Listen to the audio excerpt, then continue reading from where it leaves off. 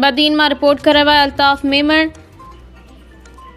बदीन में अगवा करे निकाह कियो वियो। कल मुंहिंजे पुट खे मारकुट कई वई, इंसाफ़ ॾिनो वञे। इज्जत सूमरो जी नेशनल प्रेस क्लब ते प्रेस कॉन्फ्रेंस।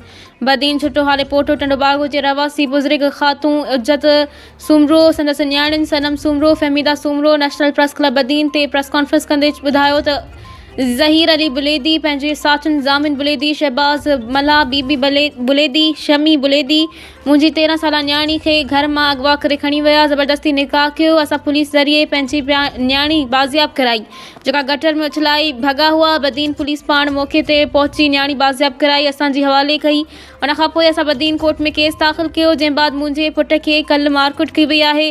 फहमीदा सूमरो ॿुधायो त मूंखे ज़बरदस्ती अगवा करे खणी विया, पोइ मूंखे मारकुट करे धमकाए घर में वीडियो ठाहे बयान हलायो वियो। हैदराबाद कोर्ट में मुंहिंजी जाइ ते ॿी छोकिरी पेश कई वई हुई, आऊं न वई हुअसि। हिन वक़्तु ॿीहर मूं ते रस्ता रोक कई पई वञे।